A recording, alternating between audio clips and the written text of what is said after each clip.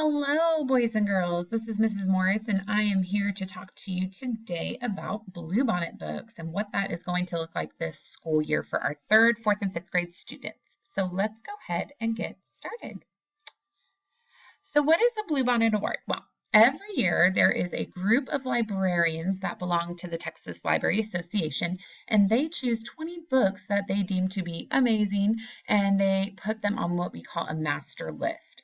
So from there, students have the opportunity to read 5 or more books, and then you are able to cast your vote to help decide what will be the winner of the Bluebonnet Book Award.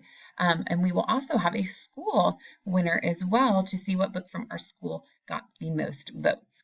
So we have this program that was started by the Texas Library Association to encourage young children like you guys to read great literature, those awesome books from a variety of different genres. I know some of us can get stuck in reading books that are only mysteries because we just like mystery books, or maybe you read just fantasy books. Well, there are other awesome books out there. So they are trying to choose books from a bunch of different genres to appeal to young readers to branch outside of their comfort zone. So this is the master list for this year's Bluebonnet Books nominees, and they are all wonderful. There are 5 picture books, so those would be our Dragon Slayer, Crown, El Chupacabra's Game Changers, and the Boo Boos That Changed the World. And then there are also 15 chapter books. So while I find it hard to find just one favorite, there were pretty great, wonderful books that were selected this year. So I would say that my overall favorite so far has been The Miscalculations of Lightning Girl. Having read all of the books now, I feel that that one was the one that just really made me feel all warm and fuzzy inside, and I really just enjoyed it. But there were a lot of wonderful other books like Watchdog. Talk about branching out of your comfort zone into a different genre. Miss Morris is not a big science fiction kind of a gal. It's just not my bag.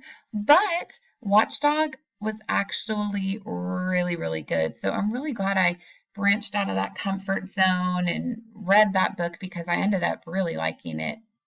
We had some really good realistic fiction like Captain Superlative, a tear. Harbor Me was awesome. Rebound was very good. And the cool thing about Rebound was it was written in like the style of poetry. So that was pretty cool. And even if you don't like basketball, it was still a really amazing book. So don't let the cover detour you from reading that one.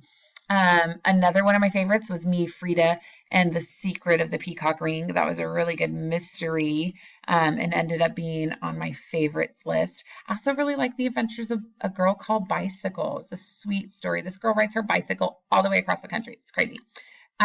Wish Tree was very good. The main character in the book is not what you would find as a typical character. I don't think I've read very many books where the main character is what is found in this book. And I don't want to give any hints away because I don't want to ruin some of our questions that I have, and I'll tell you more about those. And then Magic Misfits, that was an excellent one. And what the cool thing about that was it incorporates different magic tricks and how to do them in the book. So you actually learn how to do some of them. So I think you will like all of the books on the list this year if you give them a chance.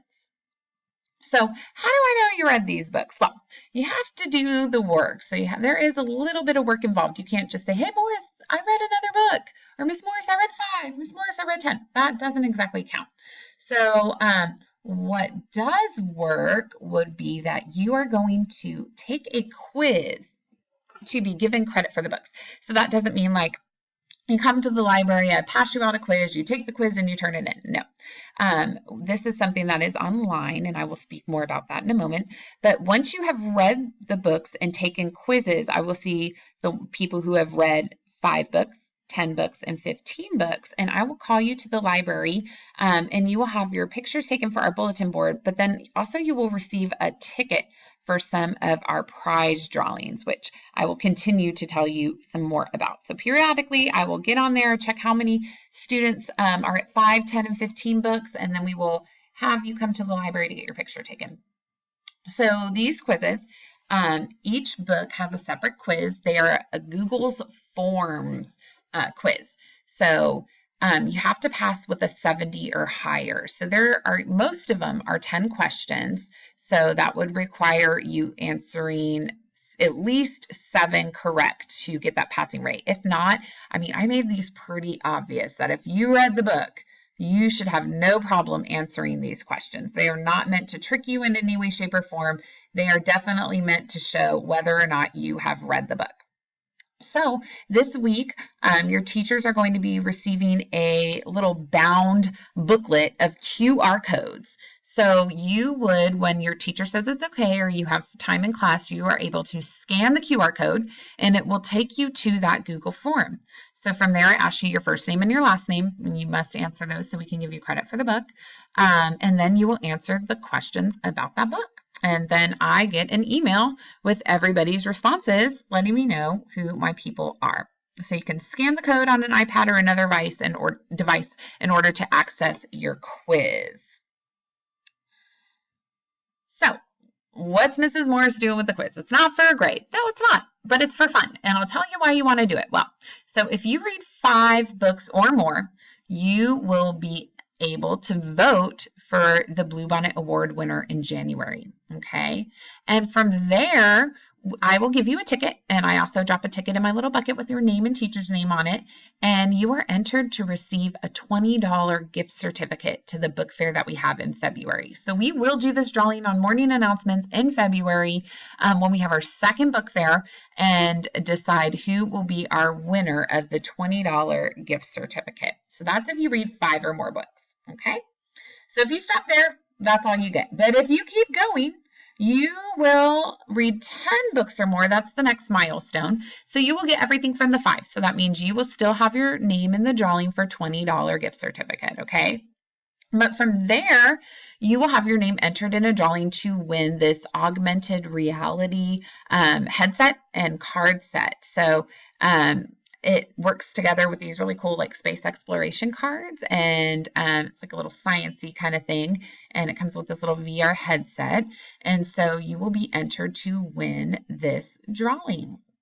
So can you win both of them? Yeah, if you're really lucky and I pull your ticket out of the one for the $20 in February, and then I turn around and I pull your ticket out of the one for the VR headset, well then guess what? You just won both and you're really lucky, kiddo, okay? So it does not eliminate you from any other drawing. You still get to be a part of each one. All right. So if you stop at 10, that is where you would be. But if you continue to go, the next milestone is 15. And I think you guys are really going to like this one. Last year we did a 3D drawing pen. Well, they no longer sell those on Scholastic anymore. However, if you read 15 books or more, you'll have your name in the drawing for the $20 gift card. You'll have your name in the drawing for the VR headset thing. And you will get your name entered to win the Dot Creativity Bundle. So what this actually comes with is this little Dot robot. He's the little green guy with the eyeball. It's super cute. There are some different project cards. There's different stickers and accessories that come with it. And of course, the charging cable. So this is valued at a little over $100. So this is a pretty cool thing to be able to win. All right. So you have to read 15 Bluebonnet books or more. And again, the way you show me that is by taking your quiz. So what goes on? Well, the voting is in January. So everyone that has read the 5 or more books and passed those quizzes may vote in January for a Bluebonnet, the Bluebonnet Book Award in the library. So we have our computer set up and you just come in and you have to type a couple of little things like your name and whatnot, and then you are able to vote for your book. All right. So we will put this on announcements as soon as we know more about dates. But I do know it's in late January. We will hold the drawing for the 5 book or more prize, which would be the book fair gift certificate. We'll do that in February, right before our February book fair. And because I like to give you guys a little bit of extra time to read, even if you weren't able to vote in January, I will still give you until after spring break to try to get all of those books read. I know that it took Mrs. Morris a while to get these 20 books read because life happens.